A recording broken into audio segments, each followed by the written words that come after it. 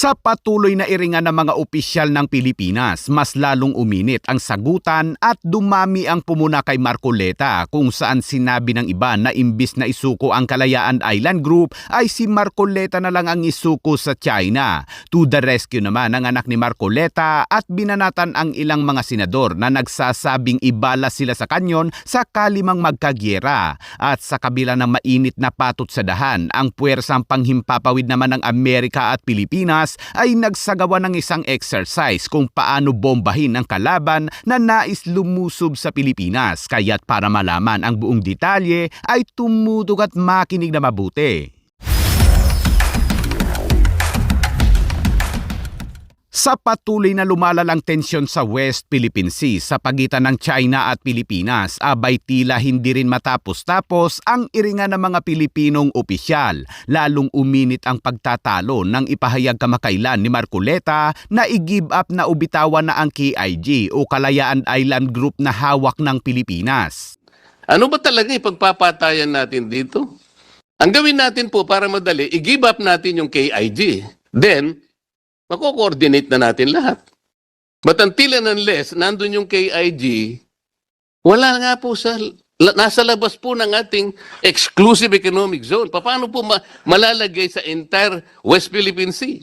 Dahil dyan ay marami ang nagalit kay Marcoleta, hindi lang mga opisyal kundi maraming mamamayang Pilipino. Pero kalaunan abay pinabulaanan ni Marcoleta ang kanyang pahayag matapos siyang tawagin na maraming Pilipino na senador. Anya, out of context dahil ang iginigiit daw niya ay operational concern at hindi na nanawagan na isuko ang Philippine territory. Hinamo naman ni Philippine Coast Guard spokesperson Tariela si Marcoleta na sumama umano sa Maritime Domain Awareness Flight sa Kalayaan Island Group. Ani Tariela, tiyak daw na public servant si Marcoleta na titindig sa ating karapatan sa West Philippine Sea kung magagawa niya ito. Paghahandaan din daw ng Philippine Coast Guard kung siya ay sasama na isa daw karangalan. Sinabi ni Tariela na makikitaan niya ni Marcoleta doon ang sitwasyon lalo na sa Pag-asa kung saan nakatira ang maraming Pilipino. Hanggang ngayon ay hindi pa rin tumutugon si Marcoleta sa hamon ni Tariela. Hindi rin ito ang unang iringan ni Tariela at Marcoleta dahil una silang nagkasagupa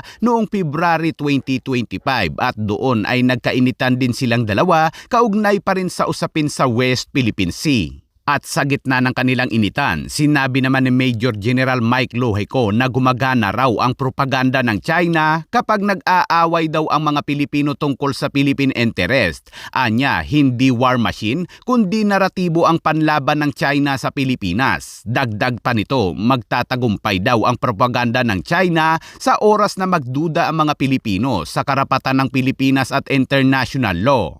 Kamakailan lang ay nakipagtalo din si Marcoleta sa ilang mga kapwa nito senador kaya't pumasok din si maritime expert na si Attorney J. Batombacal at ipinaliwanag ang karapatan ng Pilipinas. Kaya mahalaga na para sa Pilipinas ay ipagpatuloy ang pag-assert na sa atin yan. No? Kasi hindi pa na-resolve yung issue ng sovereignty doon sa isla. No? So, pag nagbago tayo ng posisyon, kaya nung sinabi nga pag sinunod natin yung sinabi ni Senator Marcoleta, di parang give up natin kung ano yung ipinaglalaban natin. Pero sa isang interview, abay binanatan din ni Marcoleta si Attorney J. Batombacal. Katulad ng isang professor diyan sa UP. Wag na natin ano yung wag na natin yan. Nagkataon lang na maritime law professor lang siya. Kung merong nakakapit na maritime, hindi ba niya naintindihan ang pinag-uusapan admiralty issues lang eh. Yung mga barko, yung mga shipping lines, ano yung mga rota nila, yung mga ganyan. Pagkatapos panghihimasukan mo yung napakalawak na teritoryo ng public international law. Iba naman yung maritime law sa international law. Hindi yung magpapanggap siya na akala mo nung siya'y mapanganak, professor na siya nung ganong mga pag-uusap. Sumali din si Atty. Wilfrido Garrido at sinabing imbis na isuko ng Pilipinas ang Kalayaan Island Group, abay dapat daw na si Marcoleta na lang ang isuko sa People's Republic of China. Hindi naman sang-ayon si Senator Ping Lacson sa pahayag ni Marcoleta na isuko ang KIG. Banta daw ito sa national security ng isang Pilipino na tila ibinebenta ang teritoryo para sa pansariling interes. Ani Lacson, pagtataksil umano ito sa sariling bayan at karaniwang source of intelligence information. Dapat daw na ipaglaban ang karapatan ng Pilipinas sa West Philippine Sea, lalo na sa panggigipit ng China. Nalungkot naman si Senator Erwin Tulfo sa pahayag ni Marcoleta. Ani Tulfo, maraming Pilipino noon ang nagbuwis ng buhay para sa ating kalayaan, kaya't nakakahiyaan niya sa kanilang sakripisyo na sa henerasyong ito ay ganun lang kadali na isuko ang teritoryo ng bansa. Dagdag pa ni Tulfo, maling mindset din daw na isiping maliit lang tayo na bansa na kayang durugin ng China. Lalong naging mas tumapang si Marcoleta mula nang pumunta ito sa Embahada ng China sa Maynila at nakipag-usap sa ambasador ng China, at mula noon ay lagi nitong ibinibida ang kanyang pakikipag-usap umano sa China. Talaga ka akong pinakamabuti, nag-uusap tayo. Yun nga kanya yung gusto ko eh.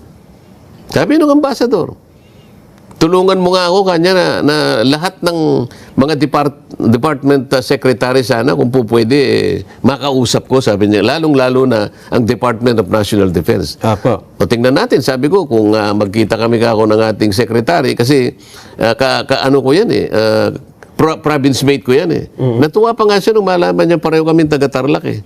Maraming mamamayang Pilipino din ang nakakapansin umano kay Marcoleta na sinungaling matapos nitong itanggi na sinabi niyang isuko na lang ang Kalayaan Island Group, pati na ang kanyang iginigiit na nasaan ang coordinate ng Pilipinas sa United Nations. Kaya kapag hinanapan mo sila ng coordinates, ayaw nilang kanya may coordinates na yung EEZ. Pero sa iba niyang mga interview, abay sinasabi nitong hindi naman daw niya hinahanap ang coordinate. Sinasabi ko raw, naghahanap daw ako ng coordinates ng exclusive economic zone. Hindi naman yun ang sinasabi ko eh. Tila si Marcoleta lang din ang opisyal na nakikipagdebate kaugnay sa West Philippine Sea, pero hindi nito alam kung anong barko ba ng Pilipinas ang isinadsad sa West Philippine Sea. Meron tayong barko na nakahimpil doon. Inangkor natin yung Gregorio del Pilar yata yun. Hindi ba yung Sierra Madre? Hindi ko alam kung nakalimutan. Sierra Madre yata. Walang imik ngayon ang mga kasamahan ni Marcoleta sa isang viral na larawan ng 9-dash line kung saan makikita ang muka ng 9 na senador na pumanig umano sa China at hindi pumirma sa resolusyon na tinatawag ng netizens na 9-dash line. Pero hindi pa rin naman nag-iisa si Marcoleta sa pagtatanggol sa China dahil to the rescue ang kanyang anak na si Paulo Marcoleta na napakaangas din ang hairstyle mga kabayan. Sinabi ng kanyang anak na si Representative na kung sakaling girahin anya tayo ng China ay ihilera ang spokesperson ng Philippine Coast Guard pati na ang mga mayayabang umanong senador at sila ang lumusob o di kaya ibala sila sa kanyon. Ay grabe din pala tong anak niya mga kabayan. Sa kabila ng mga iringan ng Pilipinas at China, pati na ang mga opisyal ng bansa, ang puwersang panghimpapawid naman ng Amerika at Pilipinas ay nagsagawa ng bilateral bomber air patrol at live drop exercise sa iba't ibang lokasyon sa bansa, kabilang ang Rabina Air Base sa Tarlac at West Philippine Sea sa pamamagitan ng Luzon Strait kasama ang suporta ng Special Operation Command Pacific at US Marine Corps Forces Pacific. Ang bilateral engagement ay nagtatampok ng serye ng mga koordinadong aktibidad sa himpapawid na naglalayong palakasin ang kooperasyon at interoperability sa pagitan ng mga puwersa ng Pilipinas at Amerika laban sa sinumang bansa na nais umanong lumusob sa Pilipinas. Ang exercise ay kinasangkutan ng Philippine Air Force F-50 fighter jets at US B-52 bomber aircraft na sinusuportahan ng magkasanib na pagpaplano at koordinasyon ng mga elemento mula sa SOCPAC at MAR4PAC.